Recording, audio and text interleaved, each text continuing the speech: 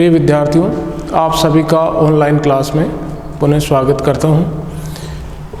आज हमारा वीडियो है बीए पार्ट सेकंड ईयर के लिए, पेपर है सेकंड, भारतीय संस्कृति के मूल आधार, और आज हमारा टॉपिक है संस्कार। तो जो संस्कार हैं वो मानव को विवेकशील बनाता है और मानव जैसे उसमें आचरण उत्पन्न करता है, मानव जैसा वह व्यवहार करता है, और बिना संस्कार के व्यक्ति जानवर की तरह होता है। इसलिए संस्कारवान होना बहुत ही आवश्यक है। हमारे आध्यात्मिक दृष्टि से भी यह आवश्यक है और सामाजिक दृष्टि से भी यह आवश्यक है। तो संस्कार की बात कर रहे हैं तो 16 प्रकार के संस्कार जो हैं माने गए हैं साधारणतया, और गौतम सूत्र में ये 48 प्रकार के संस्कार माने गए हैं, लेकिन भारतीय समाज में 16 संस्कारों को ही प्रधानता दी गई है। ये 16 संस्कार इस प्रकार से हम देख सकते हैं। पहला संस्कार जो होता है वो गर्भाधान से शुरू होता है, और जो गर्भाधान है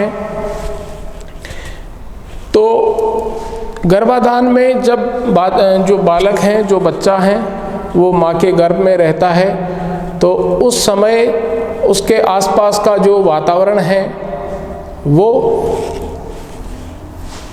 मंगलकारी वातावरण बनाया जाता है, ताकि जो बच्चा आने वाला है, जो बच्चा जन्म लेने वाला है, उसको एक अच्छा वातावरण मिल पाए। इसलिए गर्भाधान के समय यह संस्कार किया जाता है, जो कि पहला संस्कार होता है, प्रथम संस्कार होता है। इसलिए इसे गर्भाधान संस्कार कहते हैं। तो इसमें जब बच्चा गर्भ में रहता है तो उस समय जो है उसे अच्छा वातावरण देने के लिए ये संस्कार जो है महत्व रखता है। दूसरा जो संस्कार है पुंसवन संस्कार, तो इस संस्कार के अंतर्गत पुत्र प्राप्ति का उद्देश्य रखा जाता है, और ये कामना की जाती है कि पुत्र का जन्म हो और वह एक स्वस्थ हो। तो इस उद्देश्य के लिए जो संस्कार किया जाता है यह संस्कार पुंसवन संस्कार कहलाता है। तो ये भी माँ के गर्भ में जब बच्चा होता है उस समय ये संस्कार भी किया जाता है। इसके अलावा तीसरा जो संस्कार सीमंतोन्नयन, तीसरा संस्कार है सीमंतोन्नयन। सीमंतोन्नयन का मतलब है कि जो बच्चा है माँ के गर्भ में जो पल रहा है, उस बच्चे को अमंगलकारी शक्तियों से बचाना है। उस बच्चे की देखभाल करने का जो है भरपूर प्रयास किया जाता है, जबकि ये बच्चा अभी जन्मा भी नहीं है, लेकिन इसके बावजूद भी उसको एक अमंगलकारी शक्तियों के द्वारा बचाने का प्रयास किया जाता है। इसलिए इस संस्कार को सीमंतोन्नयन संस्कार कहा जाता है। चौथा जो संस्कार है जातकर्म, चौथा जो संस्कार है जातकर्म संस्कार है। तो तीनों संस्कार उस समय होते हैं जब बच्चा है माँ के पेट में रहता है, गर्भ में रहता है, तब तीनों संस्कार किए जाते हैं। चौथा जो है जातकर्म है, और यह उस समय जब बच्चा जन्म लेता है तो यह जातकर्म किया जाता है। बड़े बुजुर्ग सम्मानित जो व्यक्ति हैं परिवार के, उनके द्वारा बच्चे को चम्मच से शहद जो है उसके जीभ पे लगाया जाता है। तो ये जो है संस्कार जातकर्म कहलाता है, और इस संस्कार के द्वारा सोने के बर्तन या चम्मच से, मक्खन, शहद भी हो सकता है, दही भी हो सकता है, वो जीभ पर लगाया जाता है और इसके द्वारा बुजुर्ग व्यक्ति या सम्मानित व्यक्ति के द्वारा यह आशीर्वाद बच्चे को दिलवाया जाता है। तो ये जात कर्म होता है। पांचवां जो संस्कार है वो है नामकरण।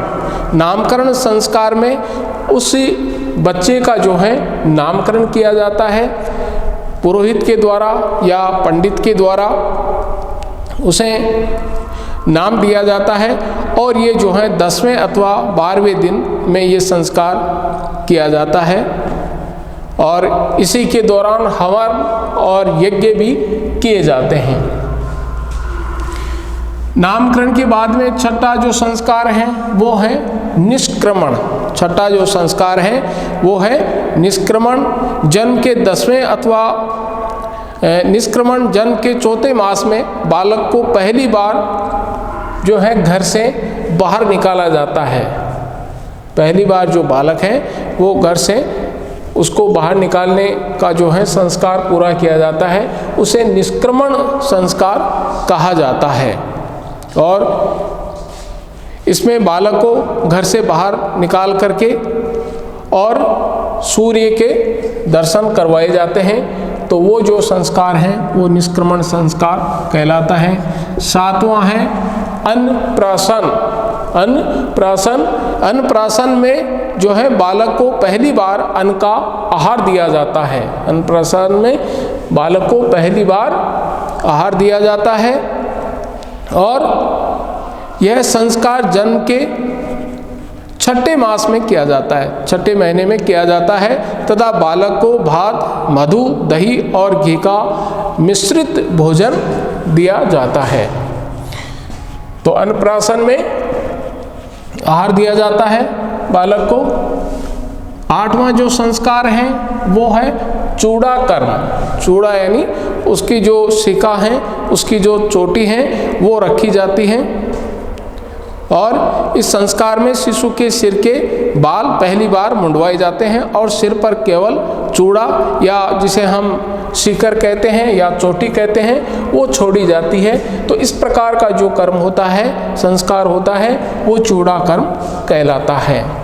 नौवां जो है कर्णभेद। इसमें बालक के कानों को भेदा जाता है, भेदन किया जाता है और इसका जो महत्व है वो ये है कि उस बालक को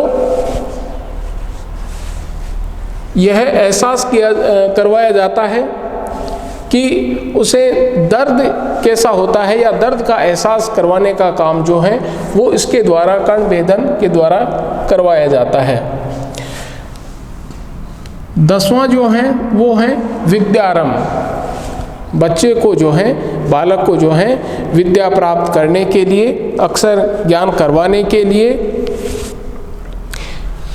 गुरु के पास में भेजा जाता है और गुरु के सामने बैठ करके उसे विद्या दी जाती है।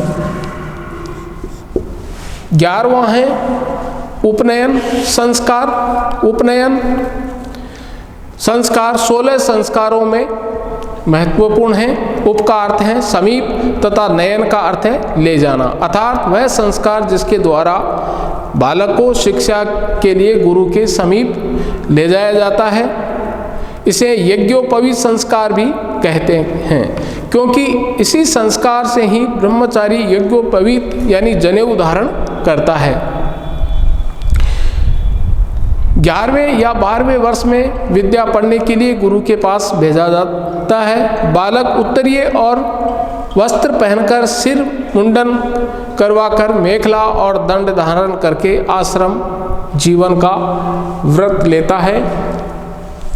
तो उपनयन संस्कार। 12वां जो संस्कार है वेदारंभ।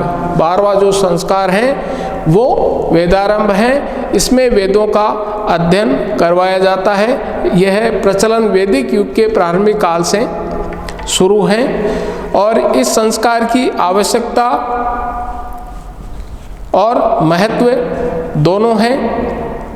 बालक के लिए संस्कृत समझना पहले कठिन हो जाता था, अतः उपनयन संस्कार के बाद लगभग 1 वर्ष तक उसे संस्कृत भाषा का अध्ययन करवाया जाता था और वेदों का अध्ययन करवाया जाता था, इसलिए इसका नाम जो है वेदारंभ है।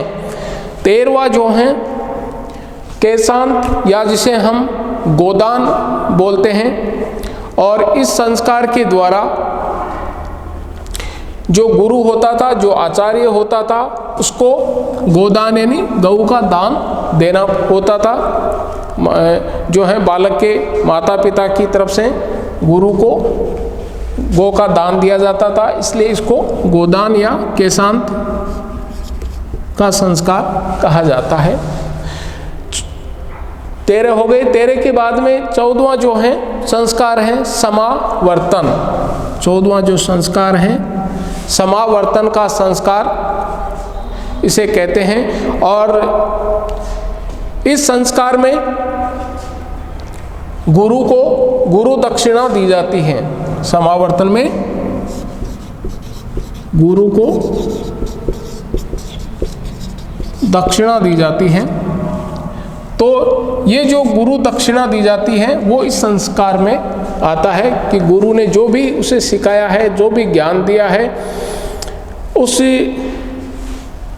ज्ञान को प्राप्त करके और जब वह गुरु से पूरी शिक्षा लेकर के जाता है तो वह गुरु को दक्षिणा देता है। तो ये संस्कार जो है समावर्तन संस्कार में होता है। 15वां और सबसे महत्वपूर्ण संस्कार है विवाह संस्कार। विवाह संस्कार सबसे उत्तम माना गया है और विवाह होने पर ही पुरुष को यज्ञ में शामिल किया जाता है। बिना विवाह के पुरुष को यज्ञ में शामिल नहीं किया जाता है, इसलिए विवाह संस्कार जो हैं महत्वपूर्ण है। विवाह की जो हैं 8 प्रणालियां हैं, विवाह की 8 प्रकार का विवाह माना गया है, जिसमें पहला जो विवाह होता है वो होता है ब्रह्म विवाह। पहला जो विवाह है वो आता है ब्रह्म विवाह। ब्रह्म विवाह में माता पिता की सहमति के द्वारा विवाह किया जाता है। तो ये इस प्रकार का विवाह जो होता है वो ब्रह्म विवाह कहलाता है। यह विवाह सबसे उत्तम प्रकार का विवाह होता है। दूसरा जो है देव विवाह होता है। देव विवाह के अंतर्गत जो पुरोहित है, यज्ञ करवाने वाला, तो कई बार जो माता पिता हैं वो अपने कन्या का ध्यान जो है पुरोहित के साथ में कर दिया करते थे। तो इस प्रकार के विवाह को जो है देव विवाह की श्रेणी में रखा जाता है। तीसरा विवाह है आर्ष विवाह। आर्ष विवाह के द्वारा इसमें एक बैल और एक गाय जो है वर पक्ष को देनी होती है। तो इस प्रकार का विवाह जो है आर्ष विवाह कहलाता है। चौथा जो है प्रजापत्य विवाह कहलाता है।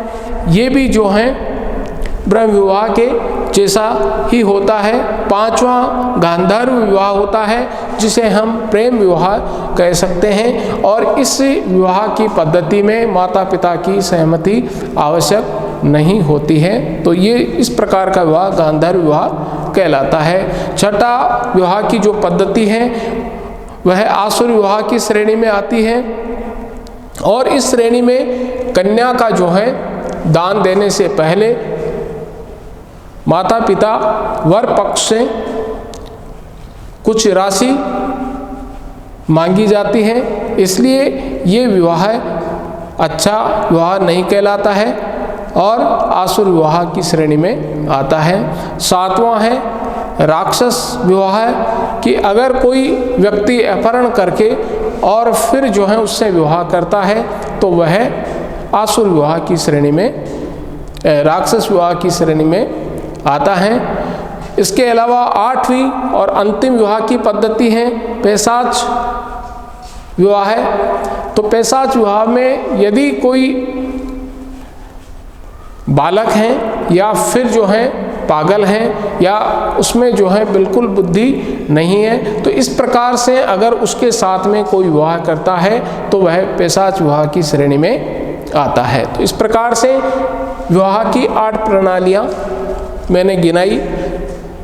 16वां संस्कार है, अंतिम संस्कार है, और यह महत्वपूर्ण संस्कार है कि जब व्यक्ति की मृत्यु हो जाती है तो उसे पूरे मान सम्मान के द्वारा जो है अंतिम विदाई दी जाती है, जिसे अंतिम संस्कार के नाम से हम जानते हैं। तो इस प्रकार से 16 प्रकार के जो हैं संस्कार माने गए हैं, जिसमें गर्भाधान, पुंसवन, सीमंतोन्नयन, जातकर्म, नामकरण, निष्क्रमण, अन्नप्राशन, चूड़ाकर्म, कर्णवेद, विद्यारंभ, उपनयन, वेदारंभ, केशांत या गोदान, समावर्तन, विवाह और 16वां और अंतिम जो है विदाई का अंतिम संस्कार।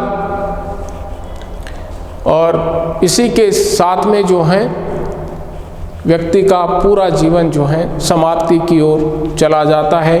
तो संस्कार का हमारे जीवन में विशेष महत्व है, और इस संस्कार के द्वारा या 16 प्रकार के जो संस्कार हैं, इन संस्कारों के द्वारा व्यक्ति किसी भी कार्य को करने के लिए योग्य बन जाता है, ऐसा हमारे ग्रंथ बताते हैं। और हमारे सामाजिक परिवेश में भी इन संस्कारों का विशेष महत्व है। तो संस्कारों का जो हमारे जीवन में महत्व है उनको हम नकार नहीं सकते, और आज के वैज्ञानिक युग में भी इसकी प्रासंगिकता बनी हुई है। कई जो संस्कार हैं उनमें हालांकि कुछ कमी भी आई है, लेकिन अगर उन कमियों को हम निकाल दें तो आज भी हमारे सामाजिक जीवन में इन संस्कारों का विशेष महत्व है। तो आज हम संस्कारों का यह टॉपिक समाप्त करते हैं। धन्यवाद।